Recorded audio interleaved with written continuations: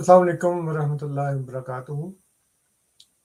मैंने चंद दिन पहले एक छोटी सी वीडियो बनाई थी जिसमें मैंने ये बताया था कि हज़रत ईसा अलैहिस्सलाम जो बाकी तमाम रसूलों की तरह, अंबिया की तरह अपनी अपनी कौमों पर गवाह होते हैं, उसी तरह हज़रत ईसा अलैहिस्सलाम भी अपनी कौम पर गवाह हैं।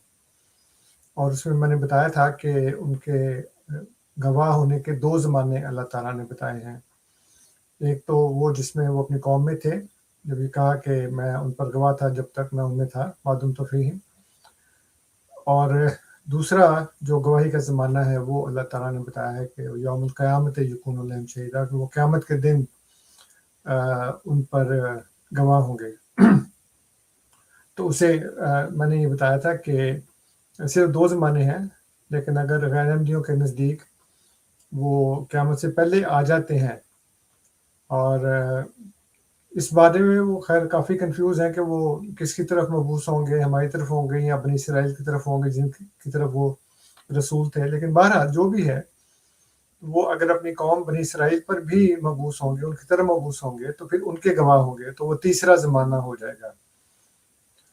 लेकिन ये तीसरा ज़माना अल्लाह ताला ने बताया नहीं है, इसलिए सिर्फ 2 ही ज़माने हैं, या तो अपनी कौम में या क़यामत के दिन यौमुल क़यामा। तीसरा ज़माना नहीं है। लेकिन कुरान करीम के मुताले से मुझे ये भी इल्म हुआ, मैं आपके सामने ये आयत रख रहा हूँ, आप देख रहे हैं सामने।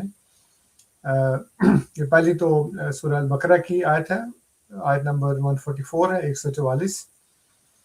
उसमें अल्लाह ताला फरमाता है, औज़ु बिल्लाहि मिनश शैतानिर रजीम, व कज़ालिका जअलनाकुम उम्मतन वसतन लितकूनु शुहदाअ अलन नास व यकून र-रसूलु अलैकुम शहीदा। और इस तरह अल्लाह ताला ने फरमाता है कि हमने तुम्हें उम्मत वस्ता बनाया, यानी वस्ती उम्मत बनाया।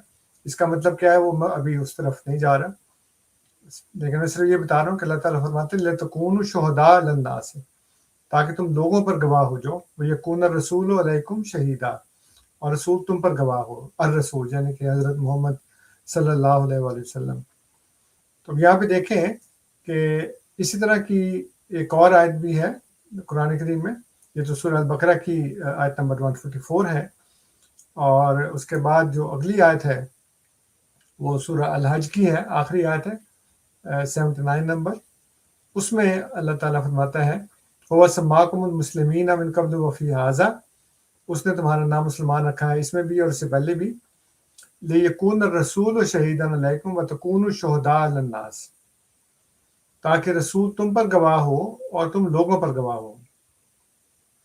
तो अब ये देखें, इसमें जो फ़र्क आपको दोनों आयत में मिलेगा वो ये है कि इस आयत में तरतीब क्या है, लितकूनु शुहदाअ अलन नास, ताकि तुम लोगों पर गवाह हो जाओ, व यकून र-रसूलु अलैकुम शहीदा, और रसूल तुम पर गवाह हो।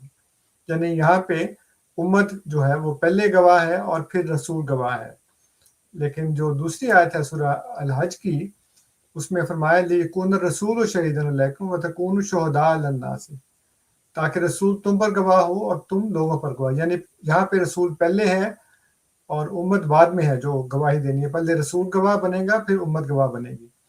लेकिन सूरह अल-बकरा की आयत में पहले लोग, यानी जो मुसलमान है, जो उम्मत है, वो गवाह बनेगी लोगों पर, और फिर रसूल।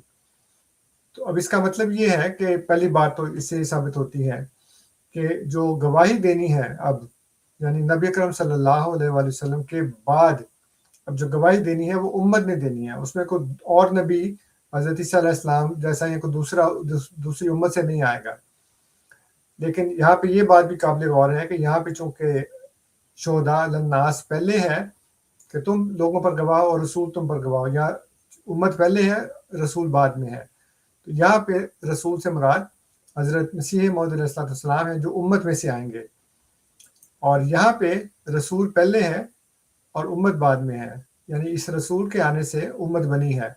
तो ये रसूल पहले गवाह होगा और फिर लोग गवाह होंगे, जो उम्मत है वो लोगों पर गवाह होंगे, और यहाँ पर लोग पहले, जो उम्मत है वो पहले लोगों पर गवाह होगी और फिर रसूल गवाह होगी। यानी यहाँ पे रसूल उम्मत के गवाह बनने के बाद आएगा उनको उस काम की याद कराने के लिए। तो यहाँ पे भी یہ بتایا کہ جو گواہی ہے وہ امت کی ہے، اور امت میں سے بھی ایک رسول کی ہے، امت میں سے، امت سے باہر نہیں۔ اور آخری بات اس میں یہ ہے کہ دیکھیں سورہ آل عمران کی آیت نمبر 111 ہے، اس میں اللہ تعالیٰ فرماتا ہے کنتم خیر امت اخرجت للناس، تم بہترین امت ہو جو تمام انسانوں کے فائدے کے لیے نکالی گئی ہے۔